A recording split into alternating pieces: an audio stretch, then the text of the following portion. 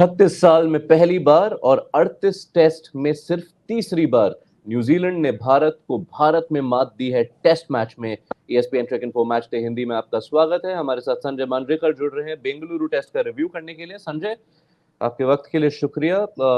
India का analysis काफी है, लेकिन पहले तारीफ करनी चाहिए इस न्यूजीलैंड टीम की, जिसको ऑनेस्टली किसी ने ज्यादा चांस नहीं दिया था, लेकिन ये देखिए।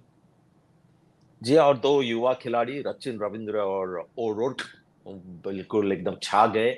और तीन चार जो मोमेंट्स थे जहां पर उन्होंने अपनी काबिलियत दिखाई। एक तो जब पहले दिन जब उनको पिच मिला और कंडीशंस मिले जो उनको सूट करने वाले थे, तो उसका उन्होंने परफेक्ट यूज किया। परफेक्शन यूज जो मोस्ट निकाल सकते वो उन्होंने किया। फिर बल्लेबाजी बहुत बढ़िया की रचिन और डेविड। और फिर सेकंड न्यू बॉल से जो कमबैक किया उन्होंने डे 4 पे, उससे बिल्कुल मैच में वापस आ गए। और अंत में विल यंग और जिस तरह से रचिन ने टारगेट तक पहुंचे, तो ये सब बहुत इंप्रेसिव चीजें थी। और पहले वही करना चाहिए कि न्यूजीलैंड को आप अपलॉड कीजिए, उनको दाद दीजिए। और खास तौर से आप ये कंसिडर करें कि केन विलियमसन नहीं थे टीम में। वो श्रीलंका में 2 मैच बुरी तरह हार के आए थे अभी। Just makes the win so much more special.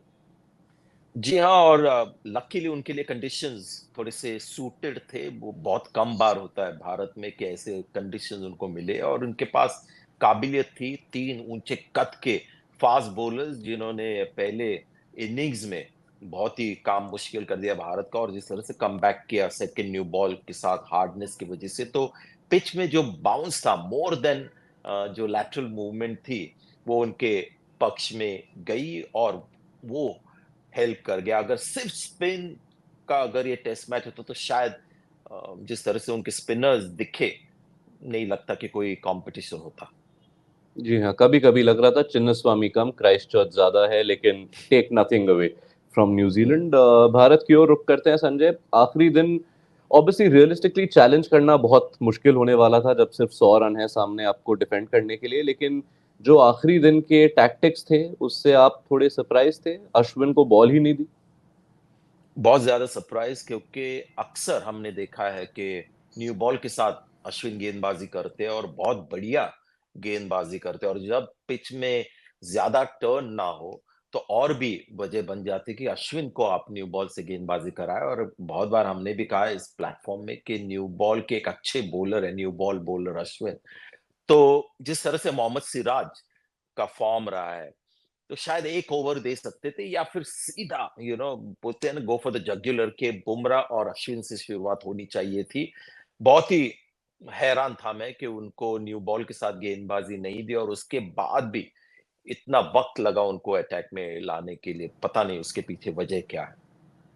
या सिराज के आंकड़े अगर देखे संजय, तो इस साल इंडिया ने घर पे इतने टेस्ट खेले हैं, लेकिन ज्यादा दाल नहीं गली है उनकी, क्योंकि 60 टेस्ट में सिर्फ 12 विकेट हैं, जिनमें से 4 तो एक पारी में आए थे। तो क्या इससे आप चिंतित हैं?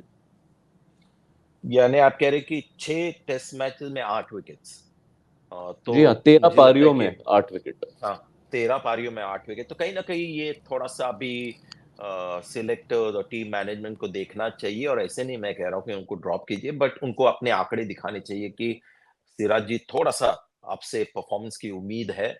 क्योंकि इसी दौरान आकाशदीप ने विकेट्स लिए और बुमराह ने तो बहुत ज्यादा विकेट्स लिए। तो कहीं ना कहीं सिराज को थोड़ा सा नच करना चाहिए कि हमें आपकी स्पिरिट पसंद है, जिस तरह से कोशिश करते हैं, आप में काबिलियत है, आप एक्सपीरियंस भी है, लेकिन विकेट्स की भी उम्मीद है आपसे। तो ये शायद वक्त आ गया उनको उनके आंकड़े दिखाने का।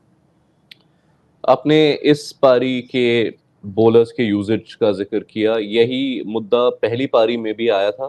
तो टैक्टिकली ये एक टेस्ट मैच जहां पे इंडिया अपने लेवल पे नहीं थे।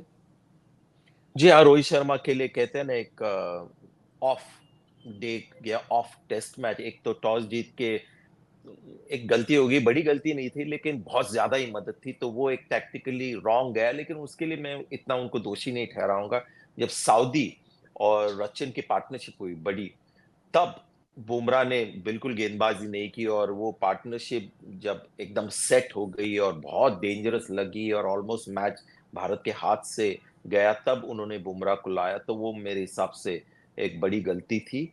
और ये शायद रिजल्ट नतीजा वही निकलता, लेकिन अश्विन को बिल्कुल गेंदबाजी नहीं कराना, सिराज को 6 ओवर का स्पेल, जब 107 का लक्ष्य है, ये सब मेरे हिसाब से बड़ी गलतियां हैं। ओके, अब ऐसा पहली बार नहीं हुआ है संजय कि इंडिया ने पहला मैच हारा है सीरीज का घर पे खेलते हुए, लेकिन इसके पहले जब इंग्लैंड और ऑस्ट्रेलिया से वो सीरीज ओपनर्स हारे थे तब सीरीज लंबे थे। इस बार 3 मैच की सीरीज है, तो ये जो स्ट्रीक जो चलता आया है पिछले 12 सालों से, क्या वो सीरियसली चैलेंज हो सकता है इस बार? वो डिपेंड करेगा क्यूरेटर्स के ऊपर। पुणे और वानखेड़े स्टेडियम में किस तरह के पिचेस मिलते हैं। अगर हमारा जो फेवरेट टेम्पलेट रहा है या रणनीति रही है कि टर्निंग पिचेस दे दो, रैंक टर्नर्स, और फिर भारत आसानी से मैच जीता है। हमने देखा अश्विन जाडेजा का इफेक्ट थोड़ा सा कम था इस पिच के ऊपर। तो अगर पूना में सीम को मदद हो सकती है, लेकिन आप बना सकते हैं रैंक टर्नर, जैसे ऑस्ट्रेलिया के खिलाफ बनाया था स्टीव स्मिथ ने जब 100 किया था। वानखेड़े स्टेडियम में भी बना सकते हैं। अगर वो करे फिर भारत ये सीरीज आराम से जीत सकती है, क्योंकि अगर सिर्फ स्पिन की काबिलियत देखे तो बॉलिंग अटैक में कुछ खास नहीं था न्यूजीलैंड के। मिचेल सैंटनर शायद खेलेंगे, और बल्लेबाजी में स्पिन के खिलाफ सिर्फ रचिन मेरे हिसाब से बहुत बढ़िया लगे। पता नहीं डेवन कॉनवे ने 100 रन जरूर बनाए, लेकिन रैंक टर्नर पे तो वो एक सपोर्ट भारत को लगेगा कि कंडीशंस उनके पक्ष में हो। चलिए, तो फिर देखते हैं क्या खेल खेलते हैं क्यूरेटर्स, पहले पुणे के फिर मुंबई के, और अगले मैच के लिए इंडिया क्या चेंजेस करते हैं उसके लिए संजय मांजरेकर हमारे साथ जुड़ेंगे पुणे टेस्ट के ठीक पहले। तो तब तक के लिए हम आपसे इजाजत लेते हैं। शुक्रिया संजय, आपके वक्त के लिए। Thank you.